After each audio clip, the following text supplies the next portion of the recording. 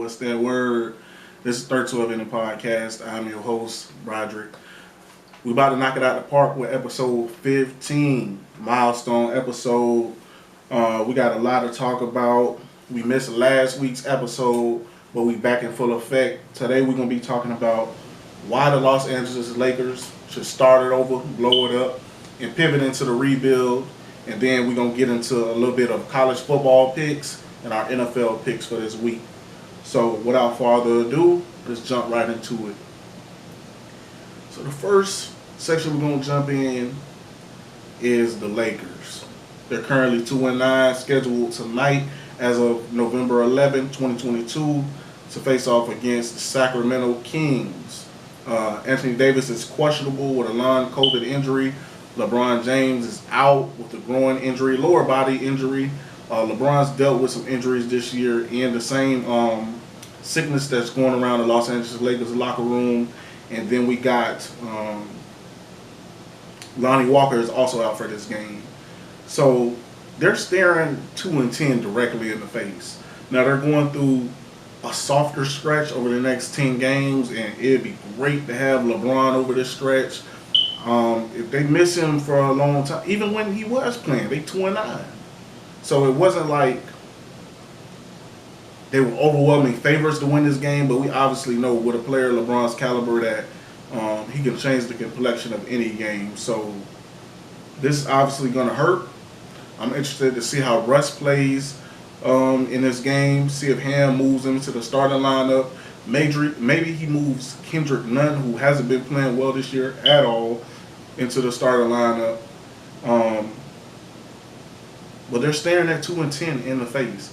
Now, I don't know if you guys have caught up with the Bleacher Report's Chris Haynes' recent report about there being friction about what the franchise should do as far as maximizing these last remaining years of LeBron James' career.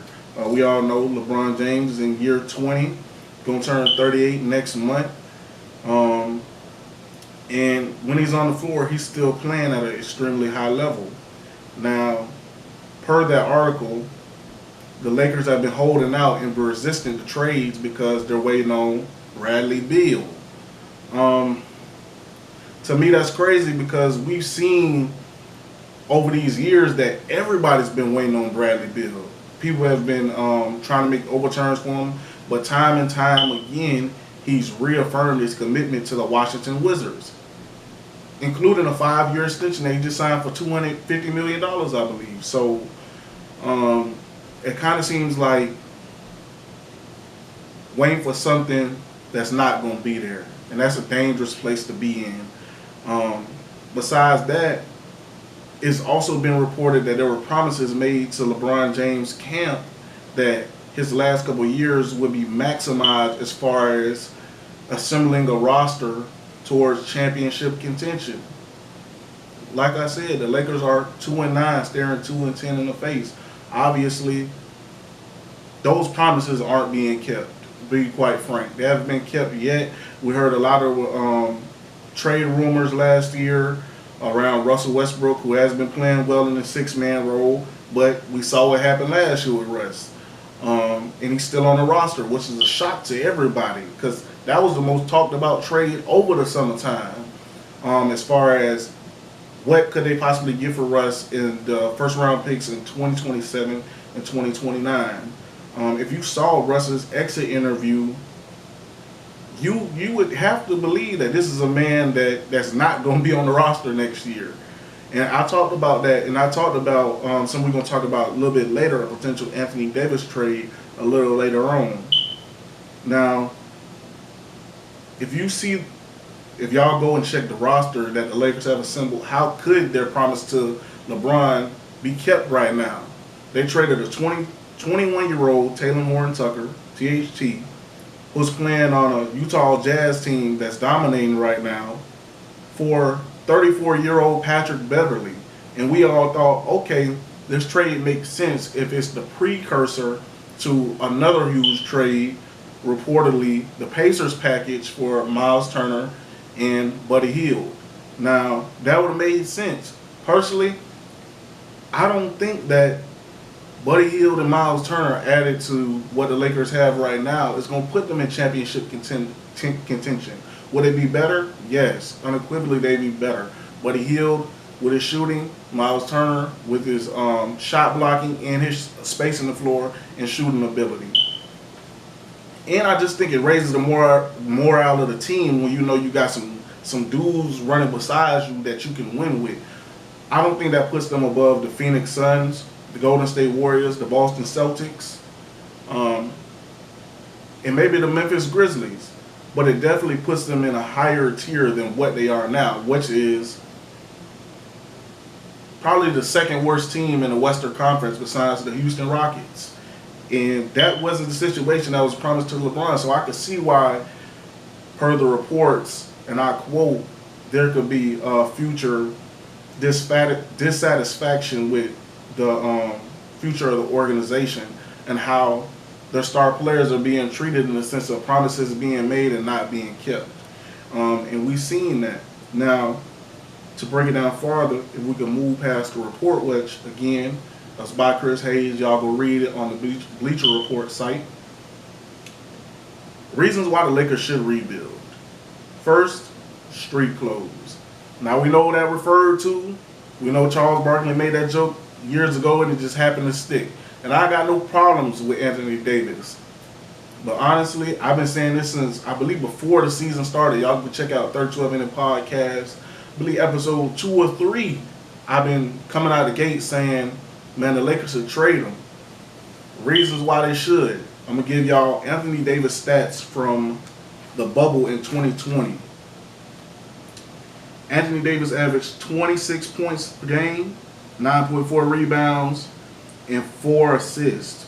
He was shooting 54% from the field, 36% from 3. Remember that. And 84% from the free throw line. Now, those are great stats. And I know we all remember Anthony Davis game 2 game-winning shot in the Western Conference Finals against the Denver Nuggets. It was an awesome shot, and they were wearing the Black Mamba jerseys. Kobe had just passed that year, and after he hit the shot, he said, "Kobe," you know, like we all have done as children. And he walked around saying, you know, "I'm that guy." And we believed it at the time. They went on to win the finals, and it looked like AD was going to be the finals MVP against the Miami Heat before he sustained an injury. That's what we're talking about. And LeBron ultimately took over. Now, street clothes. Since the bubble, we know they had a shortened preparation time before the season started, right after the bubble. In that year, the first year season right after the bubble, AD played in 36 games. So less than half of the games. We know that's the year they had the Lakers had Andre Drummond, Dennis Schroeder was a big addition that year. And they had a decent team. And they were looking like they was finna eliminate the Suns in the first round of that year. But of course, AD was hurt that entire year with his Achilles and a few other things. And they ended up getting bounced in the first round after he was hurt and couldn't play anymore. And when he was on the floor, he clearly wasn't healthy. So that was something. And LeBron was also coming back from injury that year as well against Solomon Hill of the Hawks. LeBron had a lower body extremity injured. And we all know the Lakers ain't been the same since. The very next year, this was last year, we all know how disastrous it was. It was crazy. I think the Lakers won 33 games. I watched every one of them. I'm a huge LeBron fan, and it was painful to watch. AD only played in 40 games last year and shot 18% from three-point range. Terrible. Now, he was doing good in other counting numbers, but, you know, AD is just something about him in the sense of every year it seems like he has these minor but important body composition changes. Like he comes back and, you know, he's bulkier or he's skinnier or he's muscular. It's different, and I think he adjusts to those things every season, especially with coming off the injury. It's not like he wants to be injured. He's doing everything he can to get out there on the court and beat Anthony Davis that we've seen. But unfortunately, when you have those injuries as an athlete, it's not like I have these injuries, I get over them, and I'm the same. Unfortunately, it's not like that.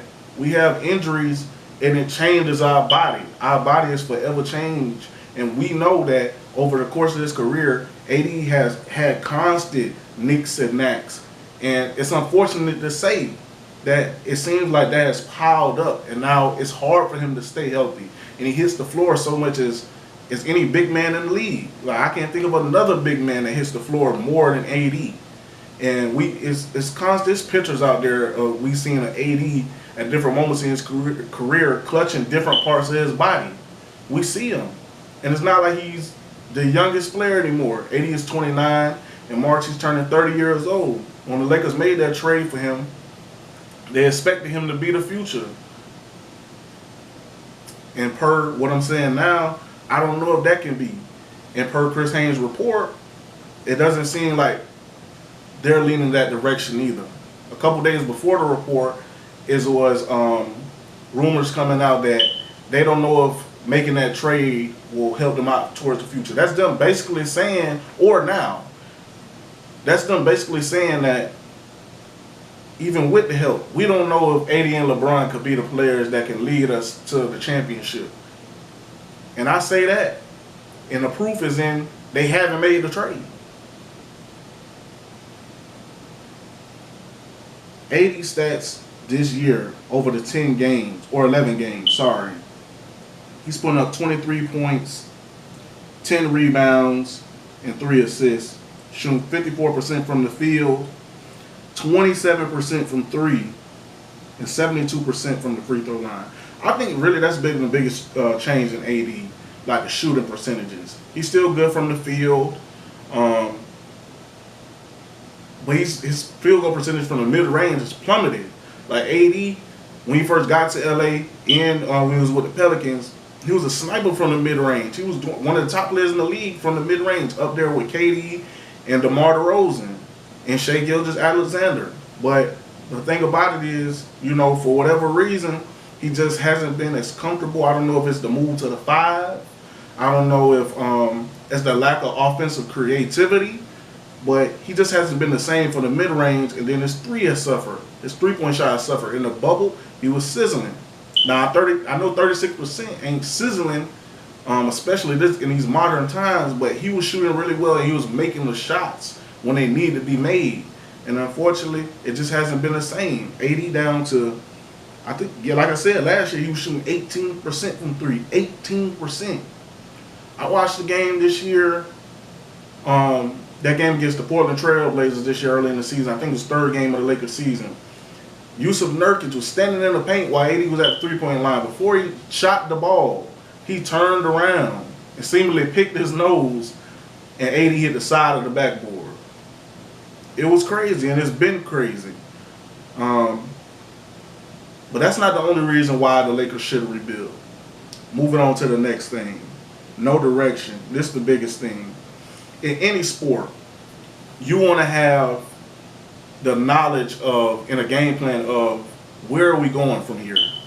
So whether that's we rebuilding or we feel like we have a chance to win a championship this year or in the next 3 years. That's how you should map out how you should go about building your team. You never want to be in purgatory.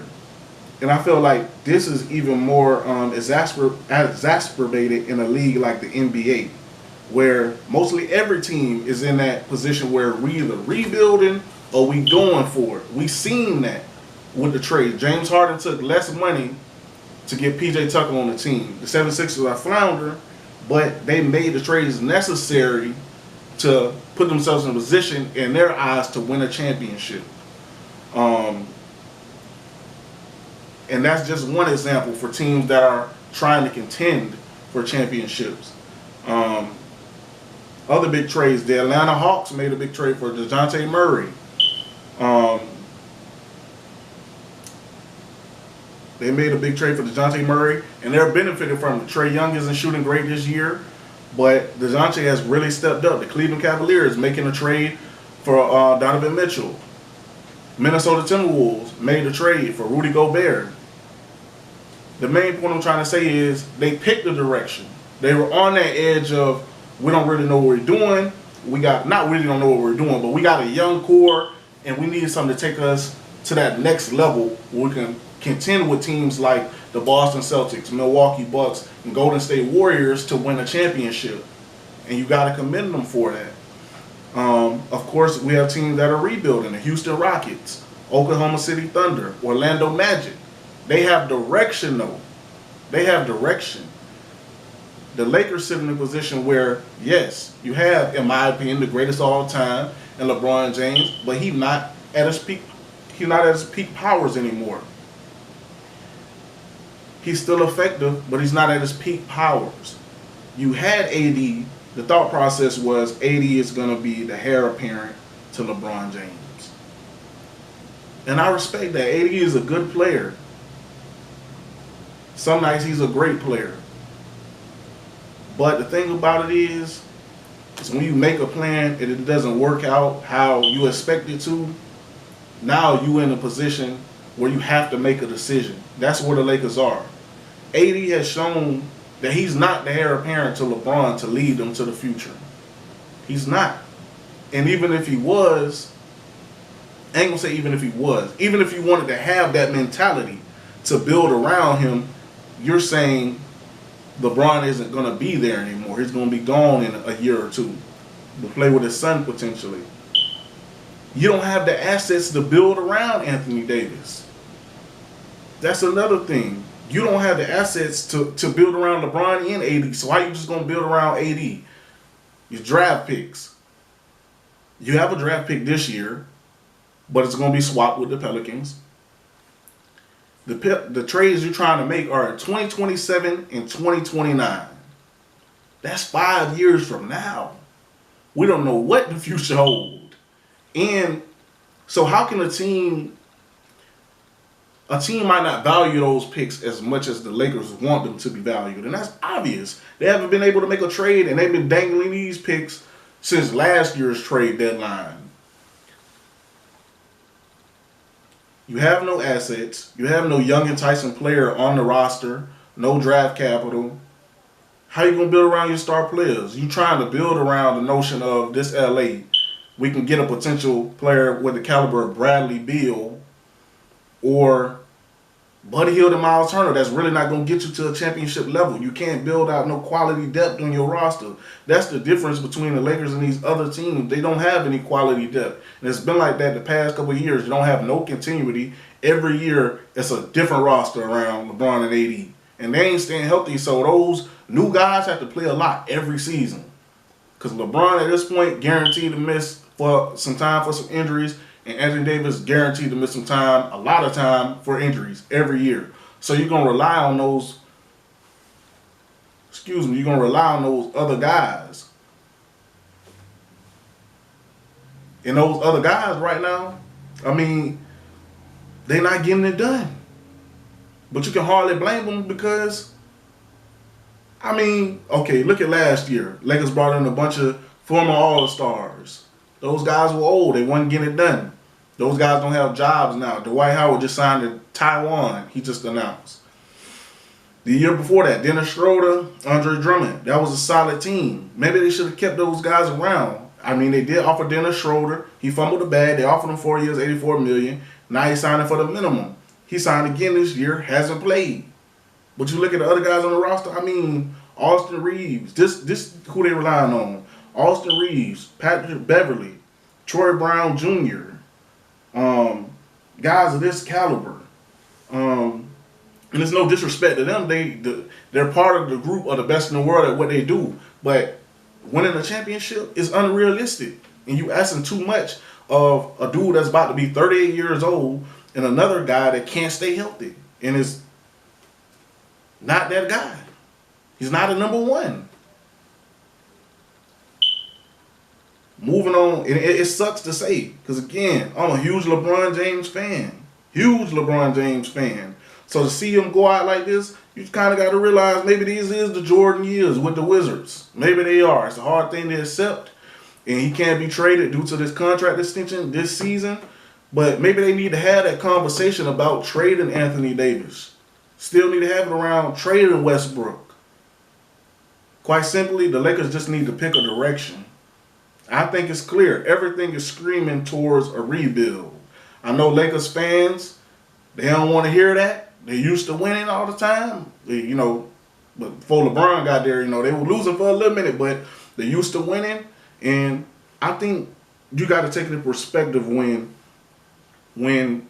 you make a deal, you get something out of it. You start having problems when you're trying to squeeze out the orange and there's nothing left in it. And I think that's what they're trying to do. I think it's just time to throw it away and go get another one and pick a direction of where you want to go. Because that's going to help out you and your planning around what you're trying to build, and the fan base can have acceptance and they can go in that direction too. Because right now, there's no hope. When you're rebuilding, there's hope with the young talent and the future assets. When you're contending, there's hope that you can win, and you're proud, and you know the abilities of the players on the team. When you're in that middle spot, there is no hope. You're not good enough to lose to get the hope. You're not good enough to win. You don't have no hope of winning. You 2-9, quite possibly about to be 2-10. Y'all let me know down in the comments below what the hope is, or is there any hope, and how y'all feel about that. Again, y'all go visit Hattie's Collection. This is Third 12 Inning Podcast. We're going to get into the college football picks for this week. Give me 1 second, y'all. We off the phone with it this episode.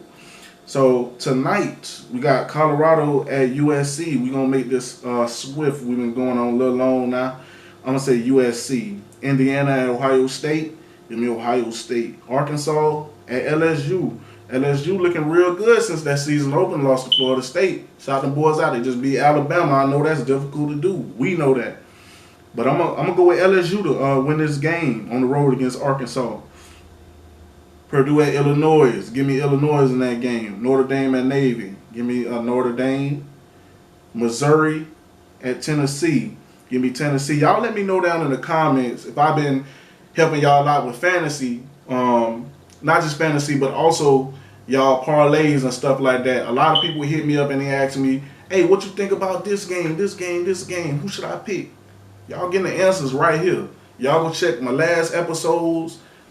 Check on my accuracy. Y'all let me know how y'all feel about how I'm going with these picks and things of that nature. I appreciate y'all. We got Liberty at Connecticut. Number 19, Liberty at Connecticut. Give me Liberty in this game. Louisville at Clemson. This should be a real good game, actually, in my opinion. Especially if Malik is playing. Shoot, this could be a toss-up. I'm gonna go with the big dogs. I'm gonna go with Clemson in this game. We got Boston College at NC State. BC had fell apart with the injuries this year. Give me NC State in a close game. Maryland at Penn State. Give me Penn State in that game. Nebraska at Michigan. Give me Michigan. Alabama at Ole Miss. I'm gonna go with the upset in this game. Alabama, it's rare that you see them lose at all, but this is one of those years that they lost 2 games, and I think Ole Miss is really explosive on offense, and they put up yardage over these years since Lane Kiffin has been there. I'm going to go with the upset in this game. Ole Miss getting the big win. UCF at Tulane. This is number 22 UCF at number 16 Tulane. This is probably for the representative in the New Year's Six Bowl. Give me.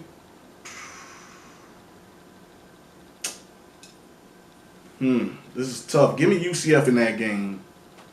Georgia at Mississippi State. Give me Georgia. Washington at Oregon. I'm gonna have to go with Oregon in this game. Bo Nix has been playing incredible. Kenny Dillingham has definitely improved that offense over their previous staff.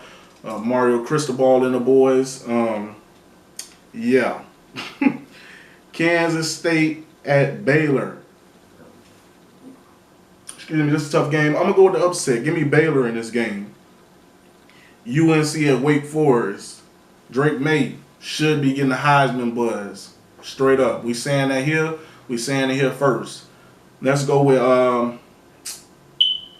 UNC in that game.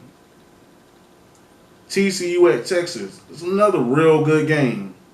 Another good game. Y'all know I've been really, I guess at this point, capping about Texas this whole year. I think they can be better. I think they do better. Give me Texas in the big upset this week. And I know I've been saying it, but give me Texas. They back. Give me Texas. Florida State at Syracuse. Noles. Stanford at Utah. Give me Utah in this game. Arizona at UCLA. Give me UCLA big in this game. And one more game that I ain't see. I guess, they can't get on the sports networks or get on the little schedule page. Miami at Georgia Tech. Give me Georgia Tech to win that game over Miami. I think Miami crashing back down to earth. And as a Florida State fan, it's lovely to see. Y'all Miami fans, let me know how y'all feel in the comments below. We're going to move rapidly through this. We got a couple more minutes, y'all. NFL picks. Seahawks at Buccaneers. Give me the Seahawks in that game. Lions at Bears. Give me the Bears. Browns at Dolphins. This is a surprise trap game. I really think the Browns could win, but I'm not picking them to beat the Dolphins. Give me the Dolphins. Broncos at Titans. Give me the Titans. Vikings at Bills. I think the Bills, I'm a fan of the JTS Nation. Jets Nation. Jets. We had a big win over the Bills last week. That's a tough game. Give me the Bills to win this game over the Vikings. Texans at Giants. Giants roll. Jaguars at Chiefs. Jacksonville native, but I got to go with the Chiefs. Saints at Steelers. Both these teams ain't really that good. Give me the Saints in this game. Colts, Raiders. I have a lot to say about that Jeff Saturday situation. We're going to say that for the next podcast. Y'all tune in for episode 16 next week. 312 Minute Podcast on YouTube. Had this collection on TikTok. Had this collection LLC on Instagram. Y'all plug in. Colts at Raiders. Give me the Raiders in that game. Cardinals at Rams. Give me the Cardinals. Cowboys at Packers. Give me the Packers in that game. Packers offense is struggling. I mean, not the Packers. Give me the Cowboys in that game. Sorry. Packers offense is struggling. Chargers at 49ers. Give me the 49ers in that game. And finally, the Washington Commanders at the Eagles. I think the Eagles keep up the undefeated streak. Give me the Eagles in that game. I want to thank y'all for listening.